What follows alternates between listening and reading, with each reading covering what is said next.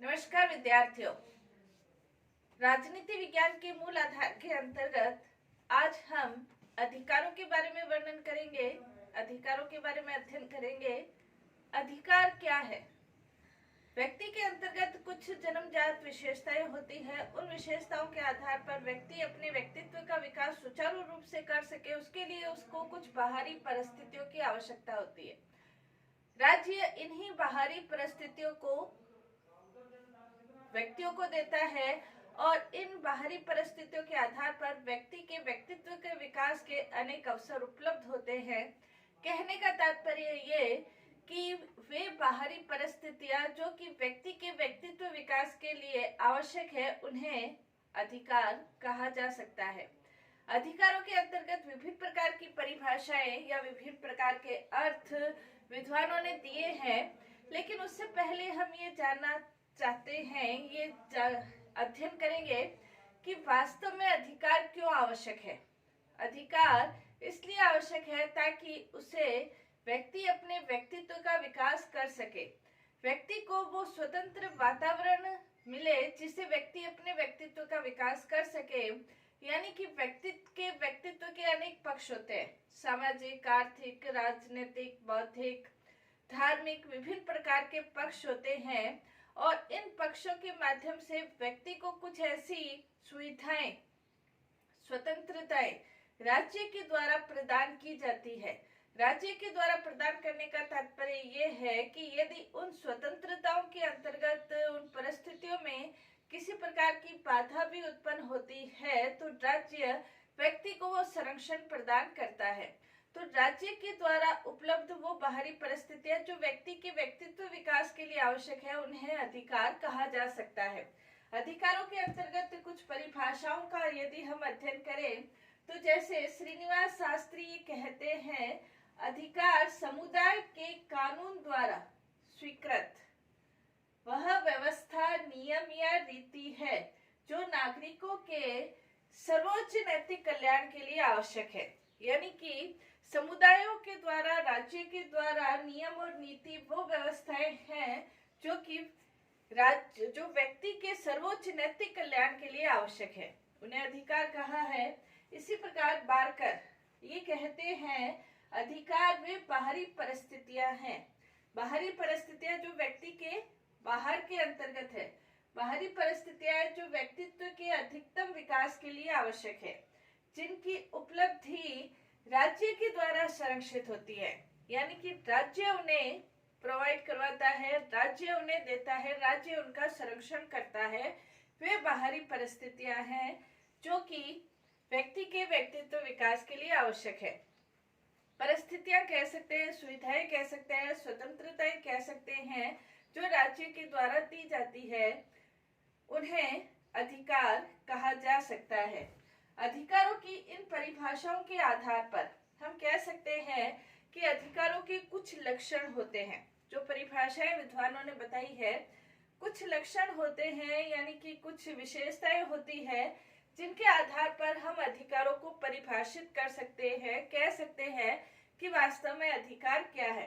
तो इसके अंतर्गत यदि हम देखें तो पहला इसका है सामाजिक स्वरूप। अधिकार उन्हें कहेंगे जो कि सामाजिक स्वरूप लिए हुए होते हैं या समाजगत होते हैं।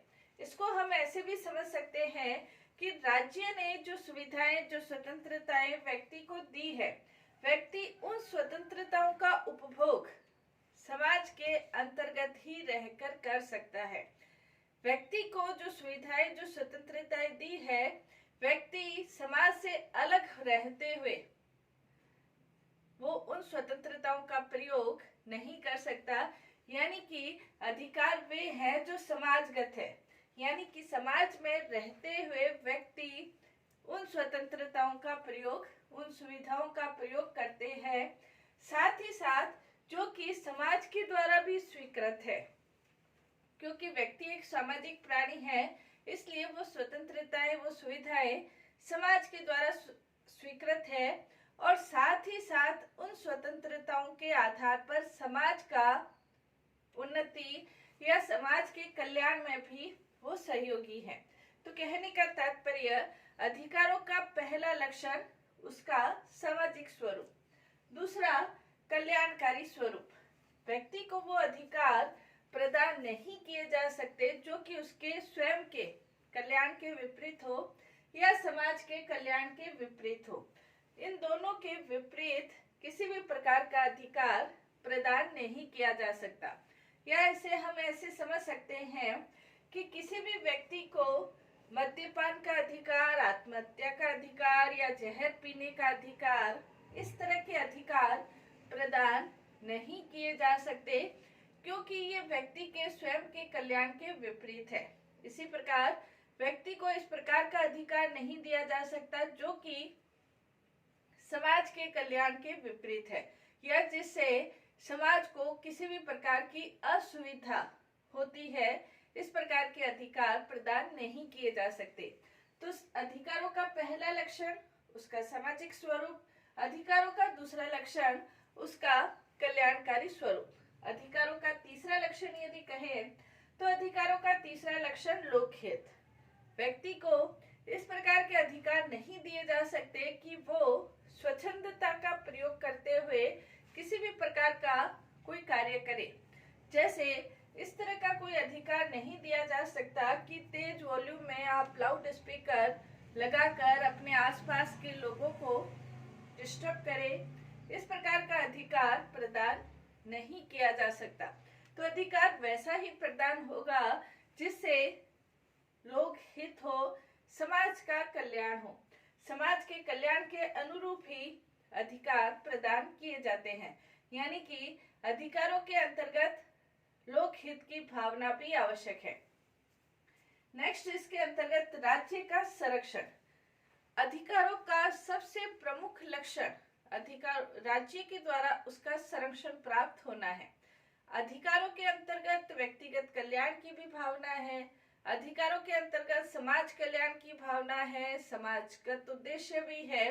लेकिन ये सभी तभी प्राप्त हो सकते हैं जब राज्य के द्वारा उसका संरक्षण प्राप्त हो।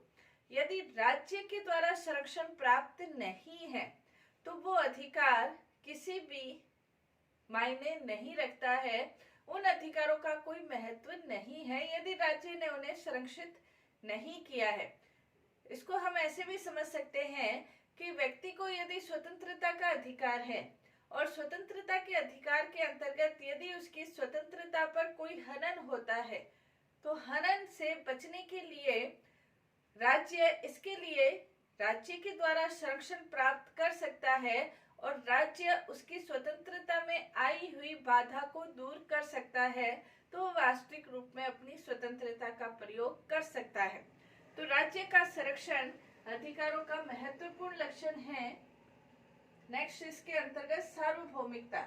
सार्वभौमिकता का तात्पर्य ये है कि राज्य के द्वारा जो अधिकार प्रदान किए जाते हैं वो सभी व्यक्तियों को राज्य के द्वारा समान रूप से सभी व्यक्तियों को अधिकार प्रदान किए जाते हैं।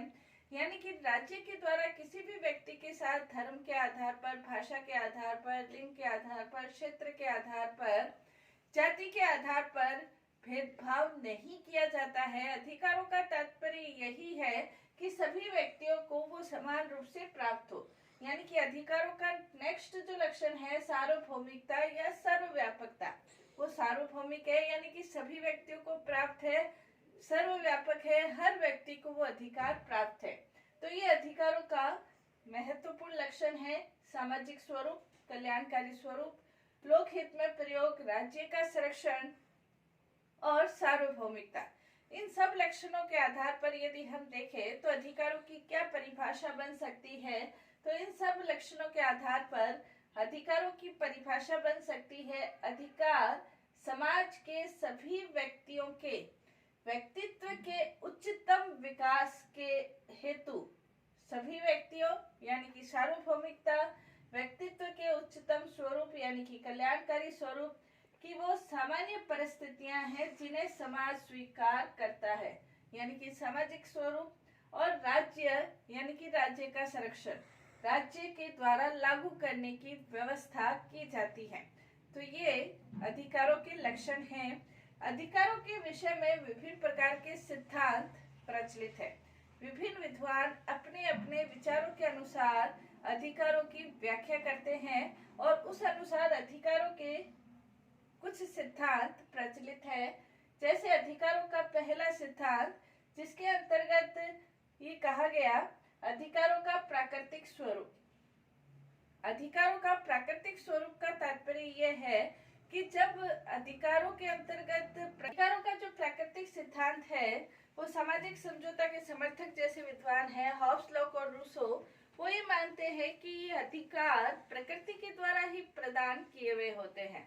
प्राकृतिक रूप से जब व्यक्ति जन्म लेता है तो जन्म लेते ही उसे कुछ अधिकार प्राप्त हो जाते हैं और उन अधिकारों के आधार पर ही हम कह सकते हैं कि व्यक्ति को जीवन का अधिकार, संपत्ति का अधिकार, स्वतंत्रता का अधिकार प्राकृतिक रूप से प्राप्त है, प्रकृति के द्वारा ही प्रदत्त है। राज्य के द्वारा इन अधिकारों के संबंध में किसी भी प्रकार की बाधा उत्पन्न नहीं की जानी चाहिए, यानी कि प्रकृति के द्वारा ही अधिकार प्रदत्त है। जैसे लॉस्की ये कहते हैं, सभी व्यक्ति स्वतंत्र और विवेकी पैदा होते हैं और समाज में आने से पूर्व ही व्यक्ति को ये अधिकार प्राप्त हो जाते हैं, यानी कि जन्म लेने से पूर्व, समाज में आने से पूर्व ही उसको ये अधिकार, जीवन का अधिकार, स्वतंत्रता का अधिकार, समानता का अधिकार प्राप्त है।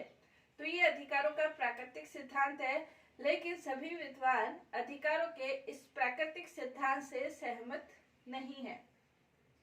दूसरा, अधिकारों का वैधानिक सिद्धांत। अधिकारों का जो वैधानिक सिद्धांत है वो ये मानता है वास्तव में अधिकार वो ही है जो कि राज्य के द्वारा प्रदान किए जाते हैं। राज्य कानून बनाकर इन अधिकारों को व्यक्तियों को प्रदान करता है और तभी व्यक्ति अधिकारों का अधिकारी होता है। यदि राज्य व्यक्तियों को अधिकार प्रदान नहीं करे तो व्यक्ति उन अधिकारों का प्रयोग कैसे करेगा?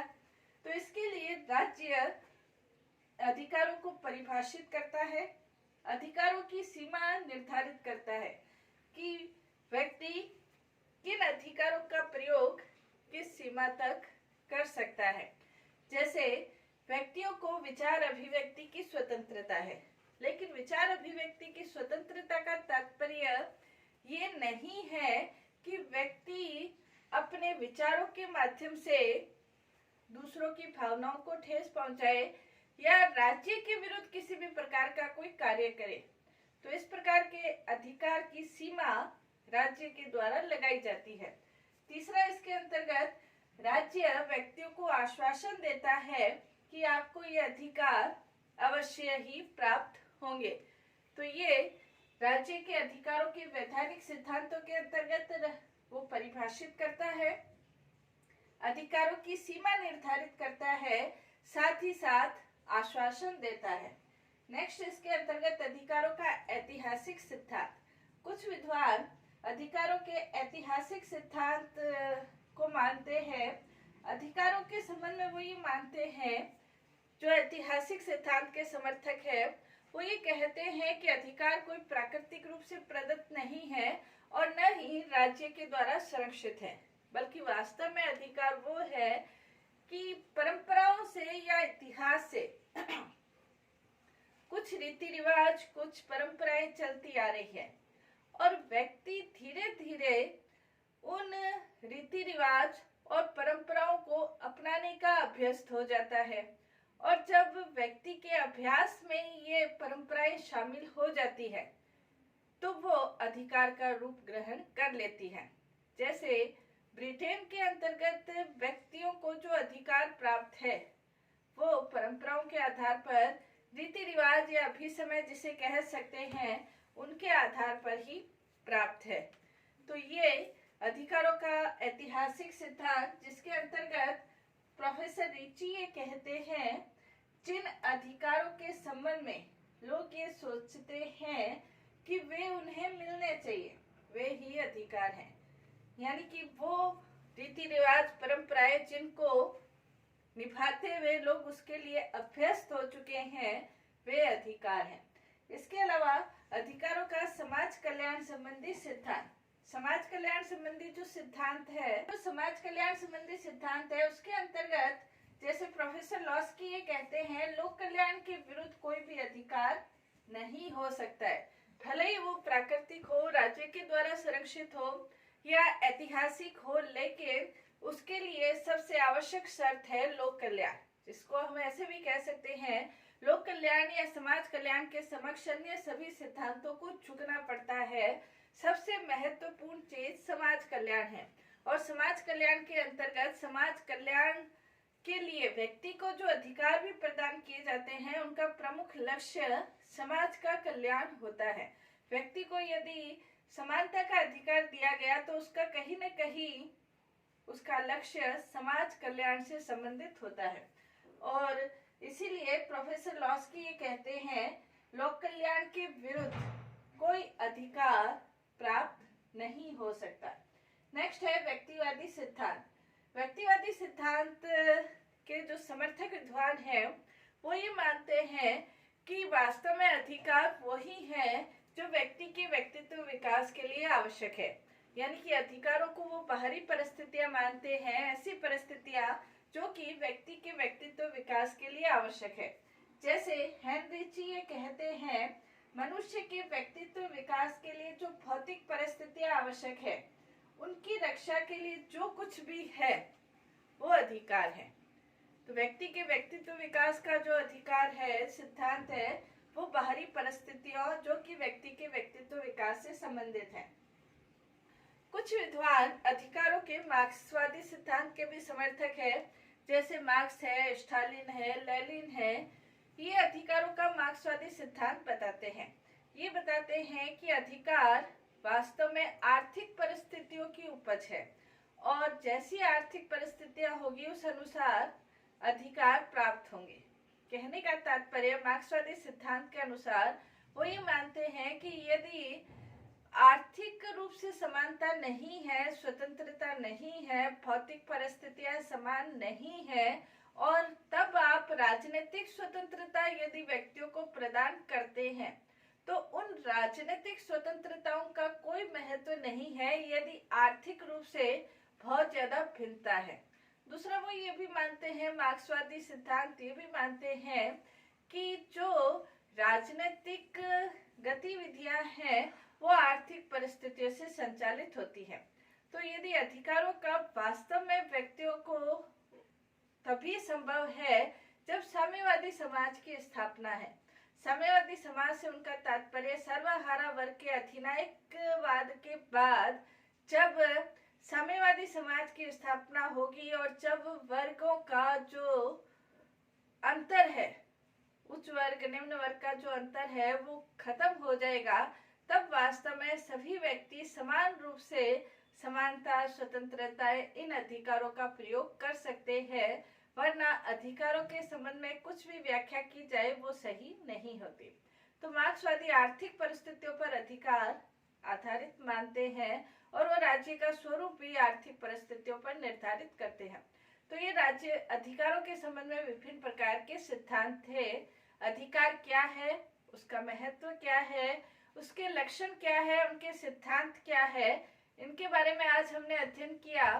नेक्स्ट हमारी जो क्लास है उसके अंतर्गत अधिकारों के वर्गीकरण से संबंधित हम अध्ययन करेंगे। धन्यवाद।